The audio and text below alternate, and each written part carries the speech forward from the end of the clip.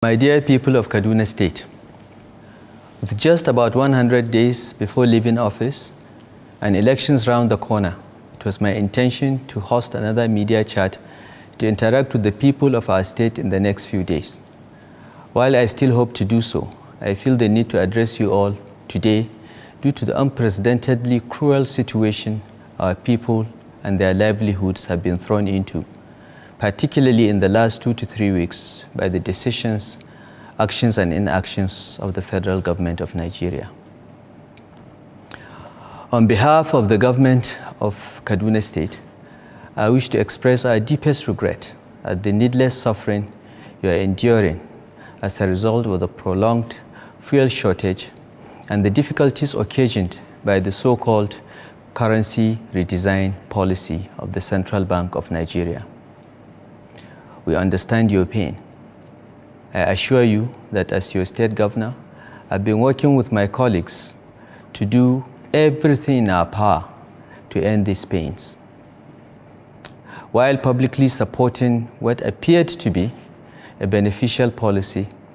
We innocently engaged privately with the President and the leadership of the Central Bank of Nigeria to review the implementation of the policy so as to reduce its negative impact on the lives and livelihoods of our people and end the pain being inflicted on citizens. In the absence of any progress to modify implementation on the part of the architects, we were forced to go public about 2 weeks ago with our concerns and demand that this suffering must stop. We take seriously our duty to protect ordinary people from the consequences of these policy fiascos. The sad fact is that the victims of these mindless policies are the people that elected us. It is their welfare that is being threatened.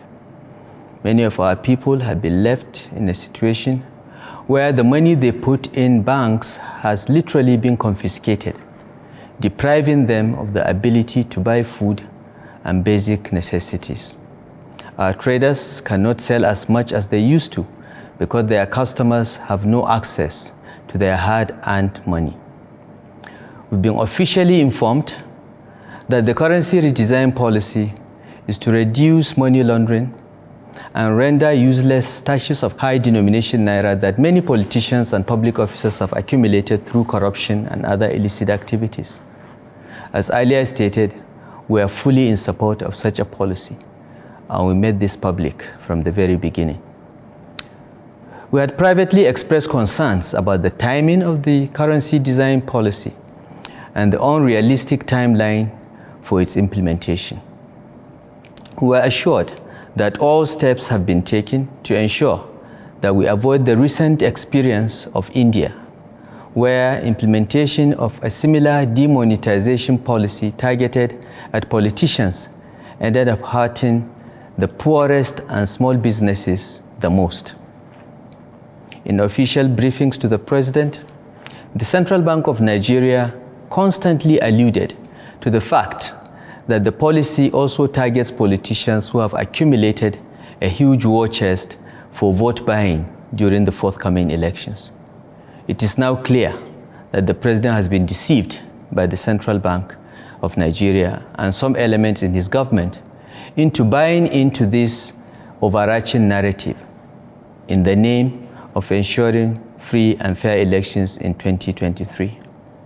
It is important for the people of Kaduna State and indeed Nigeria to know that contrary to the public announcements and apparent good intentions, this policy was conceived and sold to the President by officials who completely lost out in the gubernatorial and presidential primaries of the APC in June 2022.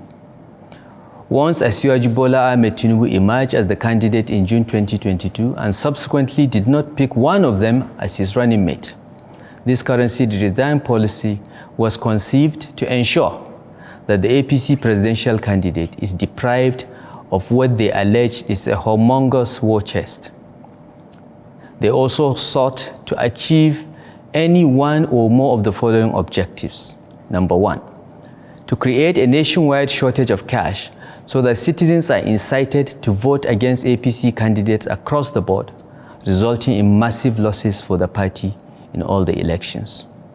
Number 2, ensure that the cash crunch is so serious, along with the contrived and enduring fuel shortage existing since September 2022, that the 2023 elections do not hold at all, leading to an interim national government to be led by a retired army general. And number 3, sustain the climate of shortage of fuel, food and other necessities, leading to mass protests, violence and breakdown of law and order that will provide a fertile foundation for a military takeover. In the pursuit of these objectives, the Central Bank of Nigeria and these other disgruntled federal officials have so far convinced the president that it is fine for ordinary citizens to be dispossessed of their hard-earned money and starved if need be, while small and medium-sized businesses are deprived of access to their capital, thereby bringing trade and exchange to a grinding halt. All our efforts to modify implementation of the policy to avoid what we assumed were unintended consequences were unsuccessful. I chose to speak out first as one person that has been particularly close to the president, believing that his actions were motivated by innocence and mindful of his legacy. I have no regrets for doing my duty in this regard. One day, the president will appreciate what some of us are being insulted for today. Yet, the politicians that the officials have convinced the president to regard as the real targets of the currency redesign policy have not been impeded in any way by it so far. Indeed, 2 of the presidential candidates and a running mate of the opposition parties own or have preferred access to some of the licensed commercial banks. For that reason, and by clandestine arrangements, these politicians have access to hundreds of millions of new notes in Naira, while the traders, merchants, students, and other citizens are queuing for days to withdraw a few thousand Naira just to buy food and necessaries. Within 2 to 3 weeks of implementation, it was very clear to everyone that the architects of this policy can see that it is our people that are being terribly affected and not the politicians. It is quite unfortunate that many politicians who either own banks or have privileged access to money in cash are so insulated from the pains of Talakawa that they are recklessly endorsing a policy that is being badly implemented. I'm referring here to the comments by the candidate of one of the opposition parties who expressed opposition to the recommendation first of the APC state governors and subsequently of all the governors under the auspices of the Nigerian Governors Forum that the implementation timeline be extended to enable old and new notes to be legal tender side by side until the cash shortage ends. My dear people of Kaduna State, let me explain how the architects of this policy intentionally designed it to fail. The total currency in circulation in Nigeria was estimated at 3.2 trillion naira at the end of 2022. According to the Central Bank of Nigeria, 2.1 trillion has so far been withdrawn as at early February. The CBN also claimed that 700 billion is the amount of cash needed for their functioning vision of a cashless Nigerian economy. The chief economic advisor to the president, Dr. Doyin Salami, disagrees with this estimate and believes that at least 2 trillion naira of currency needs to be in circulation for our economic sustainability. Other experts variously estimate this to be between 1.2 trillion and above. So the Central Bank of Nigeria number of 700 billion is not realistic. The CBN informed the president at the very beginning that the Mint, that is the Nigerian Security Printing and Minting Company, has enough capacity to print the needed currency in circulation within the 6-week time frame for the so-called cash swap. By its own admission, only 400 billion naira worth of new notes had been printed for the Central Bank of Nigeria as at early February. The current cash shortage was therefore designed from the beginning. The president was lied to about the domestic capacity of the mint to print. And even if the announced 700 billion naira was printed, it would have been grossly inadequate anyway. Imagine then printing only 400 billion and making most of it unavailable to the commercial banks, but passed to favored entities through special and clandestine arrangements. How can the Central Bank of Nigeria collect 2.1 trillion from citizens and print only 400 billion? Is this not a clear case of economic sabotage? It is bad economics to so curtail economic activity and the velocity of circulation of money. It is also insensitive to deliberately cause cash shortage and then seek to instigate the public against the mostly innocent commercial banks. Even the most honest and prudent action by banks cannot magically make 400 billion to look like 2.1 trillion or have the same spread and availability like the central bank should have ensured. As a regulator, the Central Bank of Nigeria should not be seen to be setting up the banking sector as the public enemy to cover up the glaring failure in its design and implementation of the so-called cash swap policy. We have repeatedly appealed to the federal government to allow whatever remains of the old notes to circulate concurrently with the new notes. We recommended that the federal government should also hasten to ensure that more of the new notes are printed and brought into circulation. We thought that if the Nigerian mint is incapable of printing the volume of cash needed as it appears, then necessary steps must urgently be taken to get a reliable supply source. There is no reason why the old notes and the new notes should not coexist until the old notes are gradually withdrawn over the years, as is done in the United Kingdom, Saudi Arabia, and many other countries. It is unfortunate that in implementing this policy, Nigeria is departing from global best practice without any compelling justification. The Kaduna State government did all this not in opposition to any person or authority, but because we stand with our people and their interests. When it was clear that our recommendations will not be seriously considered, the Kaduna State government decided, along with the governments of Kogi and Zamfara states, to declare a dispute with the federal government of Nigeria. In line with the provisions of the 1999 Constitution as amended, we approached the Supreme Court of Nigeria to invoke its original jurisdiction to hear us and the cries of our people. The court did on February 8th and ordered that the deadline of February 10th for all the old notes ceasing to be legal tender to be rescinded until the determination of the suit. This ruling applies to the federal government and its agencies like the Central Bank of Nigeria and indeed all commercial banks. We are grateful to the Supreme Court for this ruling, and we had hoped that compliance by the CBN and the banks would bring relief to our people. It is now clear that the architects of this policy are determined to continue to inflict maximum pain on the citizens to achieve their objectives outlined earlier. It was our hope that the federal government of Nigeria would welcome the injunction issued by the Supreme Court as an opportunity to mitigate the needless human suffering being experienced and correct its course on this matter. There is no emergency situation that justifies the rushed and seemingly deliberate incompetent execution of this policy.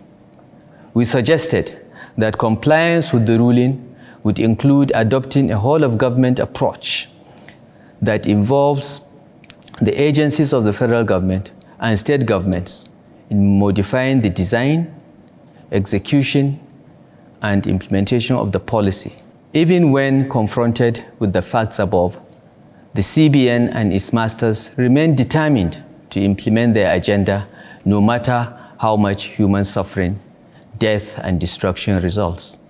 It is clear that the architects of this policy always had objectives that are totally in conflict with public interest, peace, and the unity of Nigeria. They neither considered our suggestions in line with the court order, nor respected the unanimous resolution of the Council of State. It is also quite revealing that the federal government and its agencies not only disobeyed the February 8th ruling by continuing to say the February 10th deadline stands, it is also shocking to see the blatant violation of the subsisting and continuing order of the Supreme Court that all the old and new notes should continue to be legal tender until it gives judgment in the case filed by the Kaduna State government along with several others. The address by the President earlier this morning, limiting the legal standard status of old notes to only 200 Naira, amounts to total disregard and disobedience of the ruling of February 8th, which was extended further yesterday by the Supreme Court of Nigeria. The misguided action of the Attorney General to mislead the President into engaging in this public violation of the order of the highest court of the land shows how desperate the policy architects are to cause national chaos by showing open contempt for the judiciary. The decision to recognize only 200 Naira as legal tender till April that the President announced this morning was offered to the state governments as part of proposals for an out-of-court settlement 3 days ago. The federal government asserted that this was offered because all the old 1,000 Naira and 500 Naira notes had been destroyed. We rejected the offer and proved to the officials that not a single high denomination note had been destroyed. We also believe that circulating 200 Naira only to be inadequate in alleviating the suffering that we see every day in our states. We insisted that all the components of the Supreme Court order should be complied with fully. But back home, what do we do here in Kaduna State? My dear people of Kaduna State, with the foregoing revelations, it is clear that our peaceful coexistence as a state and a nation is being placed under deliberate danger using the intentional combination of fuel and cash supply disruptions. These evil people, using the instrumentality of the federal government and the President as convenient covers, are willing to truncate our democracy because they have personally lost out. They are massively deploying resources and tools to defeat the political party that gave us all the platform to serve the country, just because they could not impose the candidates of their choice on us. Let us not help them achieve their objectives. Let us stay calm and peaceful and support the lawful means being utilized to solve our problems. On behalf of the Kaduna State government, I wish to assure you that none of you would lose the money you have in old notes. Let no artificial or illegal deadline frighten you.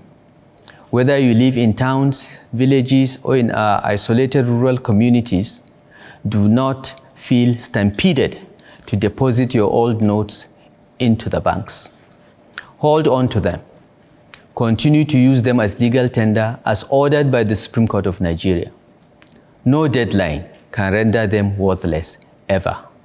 The law is on your side. The Central Bank of Nigeria Act 2007 in Section 20, subsection 3, and the Bills of Exchange Act both oblige the Central Bank of Nigeria to recognize your old notes and give you value in new notes whenever you bring them to the CBN, even in the next 100 years. Therefore, as your governor, I wish to assure you that the Kaduna State government, in collaboration with elected legislators, our traditional institution, elected local government councils, markets and traders associations, and so on, will help you collect, record, document, collect, and deliver all your old notes to the Kaduna branch of the Central Bank on your behalf into the new ones immediately after the elections. We'll also ensure the delivery of your new notes to your various locations without any hardship or expense on your part. We shall save you any panic and the stress of a long journey from your community to the CBN office in our state capital from March until the end of December 2023, if need be, by the grace of God. For the avoidance of doubt, all the old and new notes shall remain in use as legal tender in Kaduna State until the Supreme Court of Nigeria decides otherwise. I therefore appeal to all the residents of Kaduna State to continue to use the old and new notes side by side without any fear. The Kaduna State government and its agencies shall seal any facility that refuses to accept the old notes as legal tender and prosecute the owners. If need be, we shall take further consequential actions available to us under the law. While I urge you all not to fall for these antics of the enemies of Nigeria, please be patient and continue to exercise resilience in the face of open provocation and deliberate disinformation. We encourage you to be ready with your permanent voter's card to vote in the February 25th Presidential and National Assembly elections. We are doing all we can to ensure that it is peaceful, orderly, and hitch-free. I appeal to you to understand the shenanigans of these unpatriotic elements in Abuja and ensure you vote massively for the intended victims of these last-minute policies of needless hardship and incitement of the citizens.